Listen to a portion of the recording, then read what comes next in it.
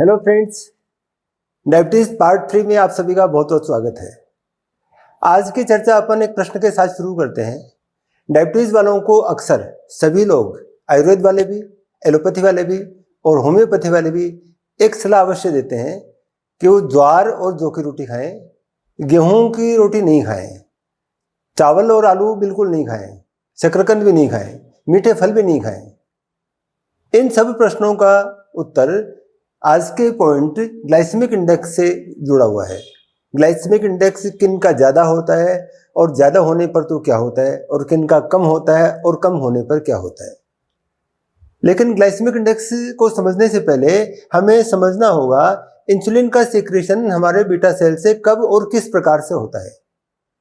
तो चलिए पहले समझते हैं अपन इंसुलिन के स्राव का तरीका, इंसुलिन के स्राव का मोड, फिर समझेंगे अपन ग्लाइसेमिक इंडेक्स क्या है और इसका सिग्निफिकेंस क्या है। स्वस्थ व्यक्ति में इंसुलिन का सीक्रेशन 2 फेज में होता है। जैसे जैसे उसके ब्लड का ग्लूकोज लेवल बढ़ता है वैसे वैसे इंसुलिन का सीक्रेशन तेजी से होता है, और पहले फेज में 10 मिनट तक बहुत तेजी से होता है सीक्रेशन, और अनुपातिक होता है। जितना ब्लड ग्लूकोज लेवल बढ़ा है उसी के अनुसार इंसुलिन का सीक्रेशन भी होता है। ब्लड ग्लूकोज लेवल ज़्यादा बढ़ा है तो इंसुलिन भी ज़्यादा सीक्रेट होता है। इसके बाद में लंबे समय तक तरंग के रूप में होता है, ये फेज सेकंड है, यानी कभी ज़्यादा कभी कम, कभी ज़्यादा कभी कम, और ये लंबे समय तक चलता है। ये स्वस्थ मनुष्य के इंसुलिन के सीक्रेशन का मोड है। जैसे किसी स्वस्थ व्यक्ति ने यदि मिठाई खाई, उसका ब्लड ग्लूकोज लेवल तेजी से बढ़ेगा, और बढ़ने के साथ ही उसमें तेजी से इंसुलिन का सीक्रेशन होगा, और इंसुलिन उसके ब्लड ग्लूकोज को बहुत ज़्यादा नहीं बढ़ने देगी, सीमा में रखेगी, और उसके बाद में धीरे धीरे और सीक्रेट होकर उसके ब्लड ग्लूकोज लेवल को फास्टिंग स्टेज में ले आएगी। ये स्वस्थ व्यक्ति का इंसुलिन के स्राव का तरीका है। अब अपन डायबिटिक पर्सन्स की बात करते हैं। जिनके टाइप 1 डायबिटीज है उनके बीटा सेल्स खत्म हो चुके हैं, तो उनमें ना तो फेज 1 होती है ना फेज 2 होती है, उनके तो इंसुलिन का सीक्रेशन होता ही नहीं है।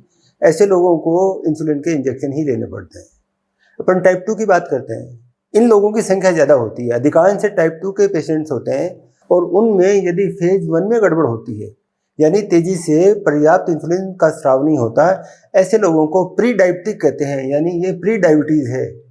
और जिन लोगों के फेज 1 में जो सीक्रेट होती है वो भी पर्याप्त नहीं होती और फेज 2 भी गड़बड़ हो गई, ऐसे लोगों को अपन डायबिटिक कहते हैं।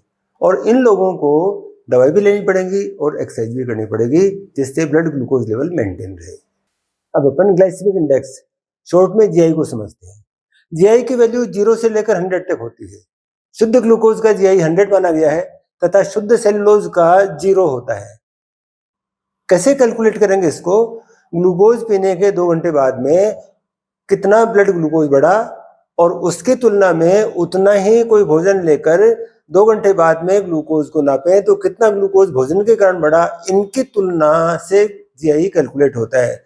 जैसे 75 ग्राम ग्लूकोज पिया, 2 घंटे बाद में कितना ग्लूकोज बढ़ा रक्त में, यहाँ पर 75 ग्राम भोजन किया और उसके करने के बाद में 2 घंटे बाद में कितना ब्लड ग्लूकोज बढ़ा, तो इन दोनों की तुलना की, इनका रेशो निकाला और 100 से मल्टीप्लाई कर दिया। ये जो वैल्यू आएगी वो उस भोजन की जीआई कहलाएगी। तो जीआई किसकी ज़्यादा है? जीआई गेहूं की ज़्यादा है, जीआई चावल की ज़्यादा है, जीआई आलू की ज़्यादा है, जीआई मीठे फ्रूट्स की ज़्यादा है, जीआई सलाद की कम है, जौ की कम है, ज्वार की कम है। तो इसका अर्थ क्या रहा? कैसे इंटरप्रेट करें इसको अपन? जो भोजन अपन ने किया है उसके 2 घंटे बाद में ब्लड ग्लूकोज लेवल जितना कम बढ़ता है उसकी जीआई उतनी ही कम होती है, और जितना ज़्यादा बढ़ता है उसकी जीआई उतनी ज़्यादा होती है। तो हमें कम जीआई का भोजन करने की सलाह क्यों दी जाती है? क्योंकि डायबिटिक पर्सन्स में अधिक विकार आया है फेज 1 के द्वारा स्रावित इंसुलिन का, यानी यदि तेजी से ब्लड ग्लूकोज लेवल बढ़ जाएगा और उसके तुलना में इंसुलिन का स्राव कम हो रहा है तो डायबिटीज का कंट्रोल ठीक से नहीं हो पाएगा। तो हम कैसा भोजन करें? हम इस प्रकार का भोजन करें जिससे ब्लड ग्लूकोज लेवल धीरे धीरे बढ़े। जौ और ज्वार खाने से ब्लड ग्लूकोज लेवल धीरे धीरे बढ़ता है।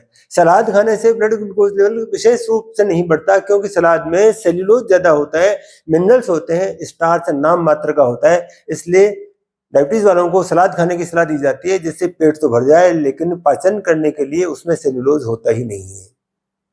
अब अपन एक बात और समझते हैं।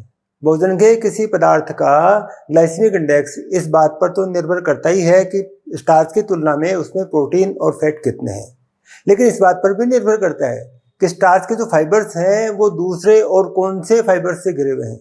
यदि स्टार्च के फाइबर्स के साथ में दूसरे फाइबर और हैं जो इस स्टार्च के फाइबर को, स्टार्च के मॉलिक्यूल को घेरे हुए हैं, तो पाचन धीरे होगा। हमें मिठाई न खाने की हिदायत इसलिए दी जाती है क्योंकि मिठाई खाने से अचानक ब्लड ग्लूकोज लेवल बढ़ेगा, जिसको कंट्रोल करना आसान नहीं होगा। तो हम डॉक्टर के द्वारा बताए गए पथ्य और परहेज का पूरी तरह से पालन करें, उसका उल्लंघन ना करें। पार्ट 3 में बस इतना ही।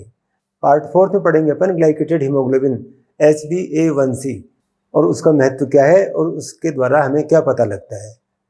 अब अंत में एक आवश्यक बात, यदि वीडियो आपको अच्छा लगा हो तो उसको लाइक करें और साथ ही उन लोगों को अवश्य शेयर करें जो या तो खुद डायबिटीज़ के पेशेंट हैं या जिनके परिवार में कोई डायबिटीज़ का पेशेंट है। तो चलिए मिलते हैं डायबिटीज़ के पार्ट 4 में, तब तक के लिए बाय।